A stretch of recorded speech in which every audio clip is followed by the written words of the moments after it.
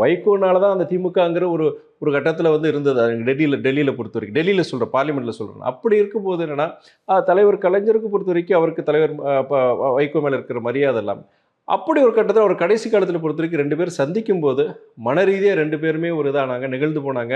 அப்போ சொல்லும்போது கடைசி உங்களுக்கு உங்களுக்கு எப்படி இருந்தானோ அதே மாதிரி நான் ஒரு அண்ணன் தளபதி ஸ்டாலினுக்கு வந்து நான் இருப்பேன் அப்படின்னு சொன்னதில் வாஸ்தவம் மாற்றுக்கிறது கிடையாது.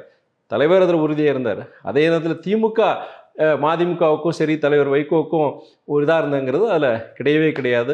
ஆரம்பத்துலேருந்தே அவங்க வந்து என்னென்னா, நாளடைவில் இந்த கட்சியை வந்து நம்ம திமுகவோட இணைச்சிடணும், செஞ்சிடணும்ங்கிற மாதிரியும், மற்ற இயக்கங்களுக்கு கூட அவங்க வந்து சில விதிவிலக்கெல்லாம் கொடுத்துருந்தாங்க. எங்களுக்கு பொறுத்த வரைக்கும்னா, அவங்க வந்து ஆரம்பத்துலேருந்து இந்த கட்சி பொறுத்த வரைக்கும் இது வந்து களவாடப்பட்ட பொருளுங்கிறது தான் அவங்களுடைய உளவியல் ரீதியாக நினைச்சாங்க. இதெல்லாம் மதிமுககாரங்கள் எல்லாமே ஒரு கட்டத்தில் திமுகலேருந்து போனவங்க தானே, ஏன் இந்த சிவப்பு கருப்பு சிவப்புல இதுலேயுமே கருப்பு சிவப்பு இருக்கே, அந்த மாதிரி ஒரு குறுகிய மனப்பான்மையோடு அவங்களுடைய மனோட்டம் இருந்தது. அதை நான் இன்றைக்கி நான் சொல்கிறேன் நான். ஸோ அதனால் வந்து தலைவர் வைகோ பொறுத்த வரைக்கும் அதில் சின்சியராக இருந்தார். திமுகலேருந்து சில தலைவர்களும் தலைவர் வைகோ மேலே மரியாதை வச்சுருந்தாங்க. திமுகவில் இருக்கிற பலாயிரக்கணக்கான தொண்டர்கள் அவங்கள பொறுத்த வரைக்கும் தலைவர் வைகோ மேலே ஏன் மேலேயும் நல்ல ஒரு மதிப்பு வச்சுருந்தாங்க.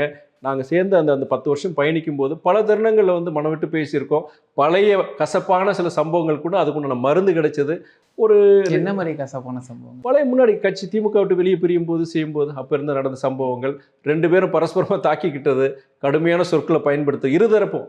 அப்போ அதெல்லாம் பொறுத்த வரைக்கும் என்னென்னா, அந்த கடந்த 10 வருஷத்தில் பொறுத்த வரைக்கும் காலப்போக்கில் ஒரு 2 பேர்கிட்ட ஒரு புரிதல், பல திமுகவில் இருக்க முக்கியஸ்தர்கள் பல பேர் சரி, திமுகவில் இருக்க பல நிர்வாகிகள் தொண்டர்கள் அவங்கெல்லாம் பொறுத்த வரைக்கும் தலைவர் வைகோவுடைய பழைய இதெல்லாம் வந்து பார்த்துட்டு, இன்றைக்கி நம்ம அண்ணன் வைகோ நம்ம கூட பயணிக்கிறாரு, மதிமுககாரர் நம்ம கூட இருக்கிறாங்க, உறுதியாக இருக்கிறாங்க, மற்ற கட்சிங்க மாதிரி கிடையாது அப்படிங்கிற அந்த நம்பிக்கையில் அவங்களுக்கு இருந்து நாங்களும் அதே மாதிரி இருந்தோம். ஆனால் அதில் இருக்கிற திமுகவில் இருக்கிற பவர் சென்டர் நான் சொல்கிறது, நான் யாருன்னு சொல்ல மாட்டேன், நாகரீகம் கருதி சொல்ல மாட்டாங்க. அவங்களுக்கு வந்து அப்படி கிடையாது.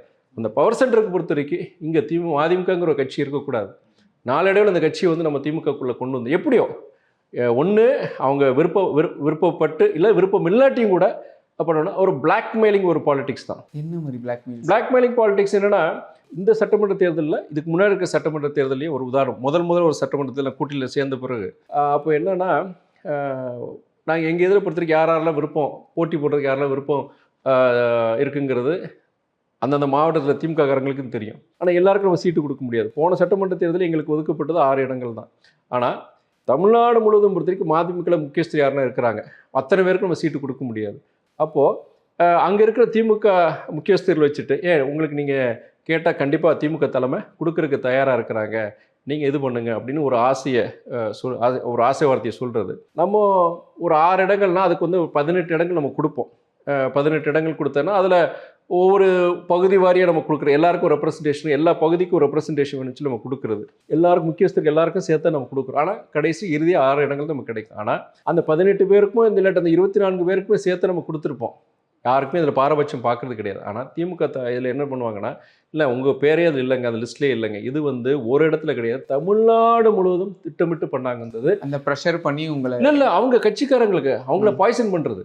நினச்சிருந்த திமுக தலைமை இந்த சீட்டு கொடுக்க தயாராக இருந்தாங்க.